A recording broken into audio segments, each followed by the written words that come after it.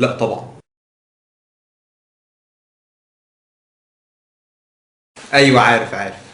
شالت الشروط التعجيزيه بتاعه الترشيح للرئاسه، خلت فتره الرئاسه فترتين بس، هتعمل اشراف قضائي كامل على الانتخابات، وخلت حاله الطوارئ لو رئيس عايز يمدها اكتر من 6 شهور لازم يعمل استفتاء عام على الشعب.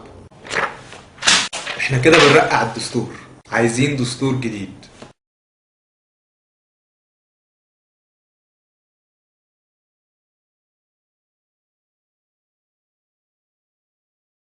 بمجرد انتخاب المجالس التشريعية تنشئ هذه المجالس بطريق الانتخاب جمعية تأسيسية لوضع دستور كامل جديد.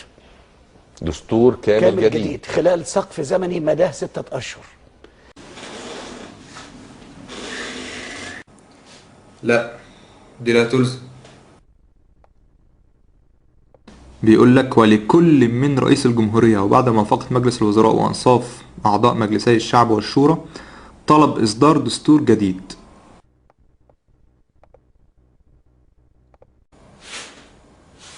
في بعض الأساتذة والزملاء اتكلموا في المادة 189 بصورة مبتذئة أو مبتسرة. المادة 189 فيها 3 تعديلات وليس تعديلا واحدا. أتمنى أن اللي يقرأ المادة 189 يقرأ ال3.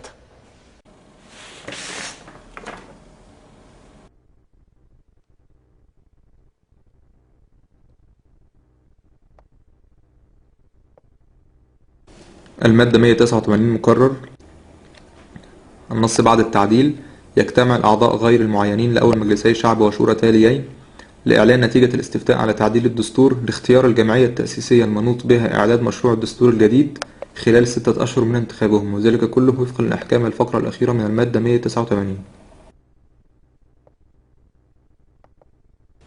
لأنه بيقرأ الأولانية لكل من رئيس الجمهورية ورئيس الوزراء حق تعديل الدستور، ولم يفهم ان ده شرط تكميلي اللي وراه يجتمع بقوه القانون. ففي نص وجوبي ونص اختياري. اللي بيجيب اختياري بيعمل لبس عند الراي العام. بيقول لك لا ده الجمعيه التاسيسيه اختياريه. يا عم النص اللي وراها وجوبي. بص النص بيقول ايه؟ يجتمعوا. ده الدستور بيامر. ده الدستور يامر يجتمع الاعضاء غير المعينين لاول مجلسي شعب وشورى تاليين للانتخابات للاستفتاء على هذه الاحكام لاختيار جمعية تأسيسية منوط بها إعداد دستور جديد خلال 6 أشهر على النحو المبين بالفقرة السابقة. عرفت حتى الفقرة السابقة ليه؟ عشان أفعلها وجوبي على سبيل الوجوب. ده اسمه حكم انتقالي يطبق لمرة واحدة. يعني يوم المجلسين دول يجوا بعد الاستفتاء المادة دي تسقط، هيروحوا عاملين جمعية تأسيسية، مش كده؟ أيوة. يبقى استنفذت الغرض. خلاص شكرا. يبقى شكرا.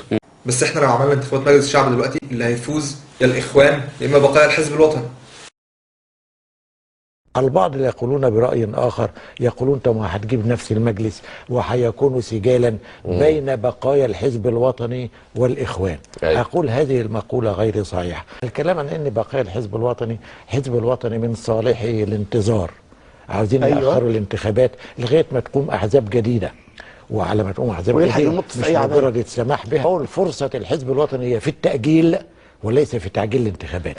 الإخوان صرحوا تصريح قطعي: ليس لنا مرشح في الرئاسة ولا نسعى إلى حصة في الحكومة، وسنشارك في المجالس بما كنا نشارك به 30%. ما هو طب ليه لما احنا كده هنعمل دستور جديد بعد الانتخابات؟ طب ما نعمله دلوقتي وخلاص. يعني ليه ما بدأناش بدستور من الأول؟ هقول لك بطريقة أكثر بساطة من الكلام الأكاديمي الكبير الجميل ده. حضرتك احنا الجمعية التأسيسية التي تضع الدستور إما بالتعيين وإما بالانتخاب، واحنا مش عايزين بالتعيين، لأن لو بالتعيين اللي هيعين الجيش. ولو عملناها بالانتخاب، الانتخاب نوعين زي ما حضرتك عارف: الديمقراطية المباشرة وغير المباشرة، اللي هو انتخاب الدرجة الواحدة أو الدرجتين. أيوة. لو احنا عايزين 100 فيها ألوان الطيف السياسي والخبراء والمرأة والقبط وغيره، ما تنفعش تيجي من القاعدة مباشرة. ده واحد. 2، ما ينفعش تجيب القاعدة وتقول اختار 100، هتبقى نسبة البطلان أكتر من نسبة الصحيح. هيقعد يعد 100، كل واحد يعد 100، وعايز لك 10,000 يوم عشان تعمل استفتاء من الناس. لا مش كل واحد ينتخب 100. فكان الطبيعي الأنسب أن يكون الانتخاب على درجتين، وبالتالي لازم نعمل الانتخابات دي عشان نجيب مجلس الشعب والشورى عشان يجتمع جلسة مشتركة ينتخب انتخاب الدرجة الثانية.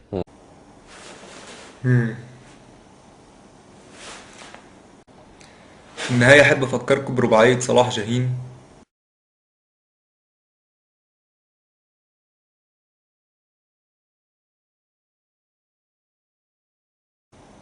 ويا ريت بلاش